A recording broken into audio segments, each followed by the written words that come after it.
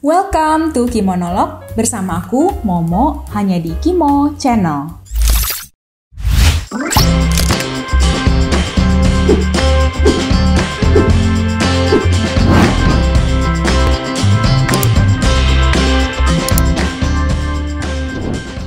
Kimonolog adalah segmen di Kimo Channel yang ngebahas tentang beragam fenomena kehidupan kita sehari-hari, terutama kita-kita yang sedang berada di usia produktif. Tujuannya supaya kita bisa sama-sama belajar dari pengalaman hidup aku, kamu, dan orang-orang lain di sekitar kita. Ini adalah video kelanjutan dari Impostor Syndrome.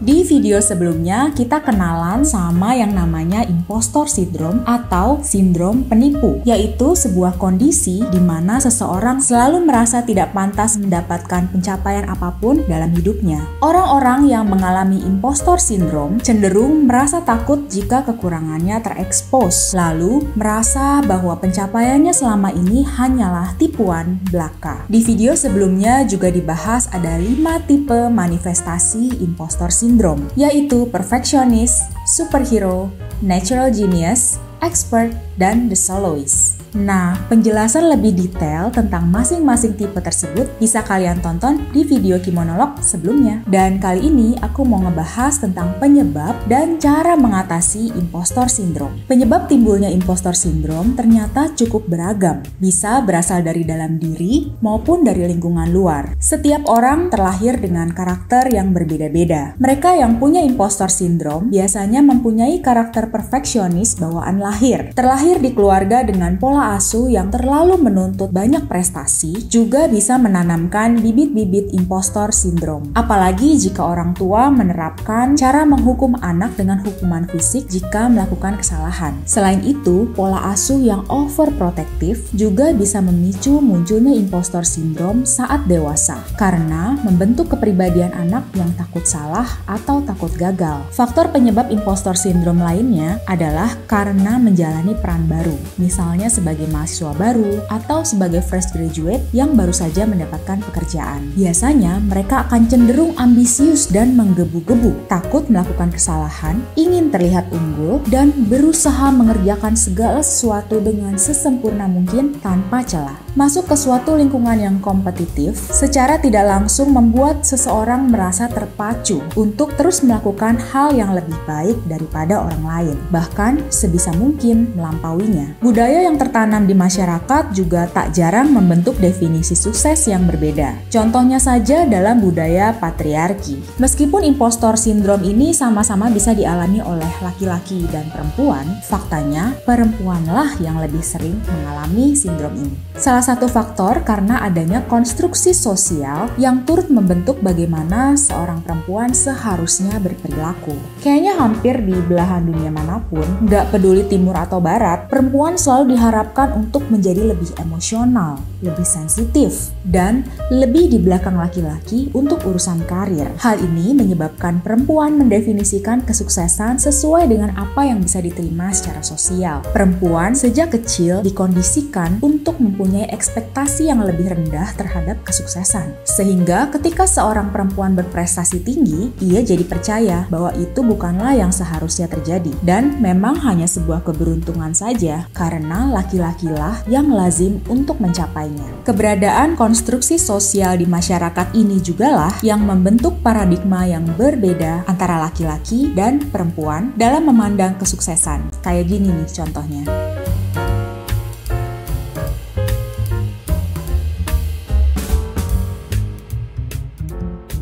Thank you bro. Udah gue bilang juga apa, dari awal gue udah yakin kalau itu pasti akan gol gue gitu loh.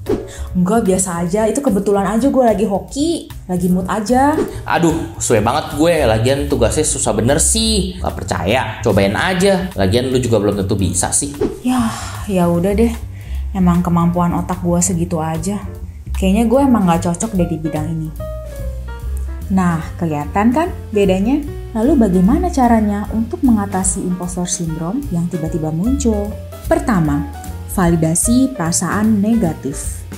Ketika dalam hati kita mulai merasakan perasaan-perasaan negatif tentang diri sendiri, sebaiknya kita mengakui perasaan tersebut. Dan ada baiknya juga kita tulis seperti apa rasanya, pada situasi apa, dan kenapa kita bisa merasakan hal itu. Dan saat kita menuliskan, perlahan-lahan kita akan melihat bahwa sebetulnya tidak ada yang perlu dicemaskan pada situasi tersebut. Memang benar bahwa perasaan bukanlah realita. Jadi jangan karena kita merasa nggak pantas, berarti faktanya pun demikian. Lebih baik kita berlatih untuk selalu berpikir kenapa kita yang mendapatkan penugasan itu. Yang kedua, curhat ke orang yang bisa dipercaya.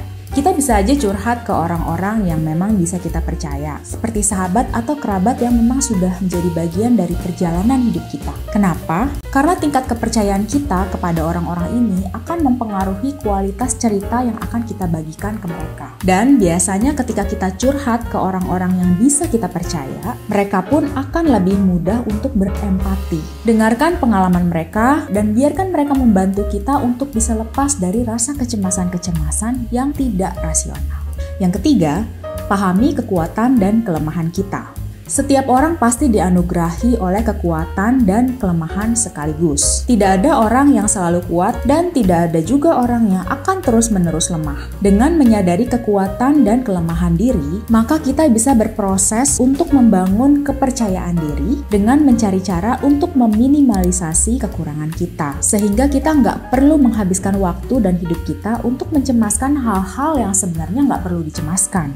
Yang keempat, belajar menjadi realistis. Sebagian besar orang yang mengalami impostor syndrome adalah sosok yang perfeksionis, yang kerap memasang target yang tinggi, lalu kerap merasa bersalah jika menemui kegagalan. Buat kita-kita yang memang perfeksionis, perlu diingat bahwa memasang target yang tinggi sebetulnya bukan suatu kesalahan, tapi yang salah kalau kita tidak menyadari kalau kita tuh nggak punya kemampuan untuk mewujudkannya. Dan nggak ada jalan lain sih. Si perfeksionis ini harus belajar untuk memasang target yang lebih realistis dan belajar untuk melihat kegagalan sebagai pengalaman berharga untuk menjadi lebih baik ke depannya.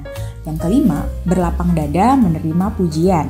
Orang-orang yang punya impostor syndrome seringkali susah untuk menerima pujian. Waktu pekerjaannya bisa selesai dengan sempurna, mereka cenderung menghubungkannya dengan hal-hal yang eksternal, seperti karena dibantu orang lain atau karena keberuntungan. Tapi ketika gagal, mereka langsung menyalahkan diri sendiri. Nah, untuk mengatasinya, kita perlu berlatih berlapang dada untuk mengakui bahwa memang keberhasilan tersebut adalah buah dari kemampuan yang kita miliki. Milikilah kesuksesan kita. Yang keenam, berbaik hatilah kepada diri sendiri. Pemikiran seorang impostor seringkali menjudge bahwa aku tuh gak sepintar mereka. Pasalnya, jika ini terus dibiarkan, bisa menjadi kebiasaan buruk yang jelas berdampak kurang baik terhadap kehidupan dan juga mental kita. Jadi, waktu kita mikir, itu hanya sebuah keberuntungan saja, kita langsung otomatis ubah pikiran kita menjadi apa yang sudah saya lakukan untuk mencapai titik ini. Selanjutnya yang ketujuh, katakan ya untuk peluang baru. Memang kadang sulit ya mengatakan ya untuk semua hal, terlebih waktu kita lagi stres. Tapi justru hal ini jugalah yang kerap kali menjadi pembenaran bagi orang yang mengalami impostor syndrome. Begitu ada kesempatan, kita malah merasa bahwa itu tidak mungkin bisa kita jalani. Tapi sadar nggak sih guys, setiap ada kesempatan yang menantang buat kita, biasanya akan muncul dua suara. Yang satu bilang, jangan deh, aku kayaknya nggak bisa deh kayak gitu. Yang satu lagi bilang, kapan lagi nih aku dapat kesempatan ini, nggak boleh disia-siakan. Suara yang pertama tadi sudah pasti si impostor. Maka untuk mengalahkannya, kita latih diri sendiri untuk selalu berkata ya untuk setiap kesempatan yang datang. Meskipun saat itu kita belum yakin 100% kita bisa. Pokoknya iyain aja dulu. Setelah itu, baru deh kita belajar untuk mengerjakan dengan sebaik-baiknya. Tips berikutnya yang nomor 8, fokus pada value yang bisa kita berikan. Saat mengerjakan tugas, pasti kita bakal ketemu sama orang-orang yang memandang rendah pekerjaan kita. Mau sebagus apapun hasilnya, mereka-mereka inilah yang tetap saja melemparkan kritik. Terus kita bisa apa? Kita bisa memilih untuk nggak peduli sama omongan mereka. kita bisa memilih untuk berfokus pada nilai-nilai kita yang bermanfaat bagi orang lain. Masalahnya, kalau kita terlalu fokus pada pandangan miring orang lain, maka kita membiarkan diri kita masuk ke dalam jebakan impostor syndrome. Dan yang terakhir, stop membanding-bandingkan diri kita dan orang lain. Setiap orang diciptakan berbeda-beda. Bahkan kembar yang identik sekalipun pasti punya perbedaan. Karena itu berhentilah membandingkan diri kita dengan orang lain, terutama mereka yang lebih sukses dari kita. Semakin sering membandingkan, kita akan semakin tenggelam dalam perasaan yang akan membawa kita pada impostor syndrome. Target kita sebenarnya bukanlah membandingkan diri kita dengan orang lain, namun membandingkan diri kita yang sekarang dengan diri kita yang terdahulu. Gitu guys.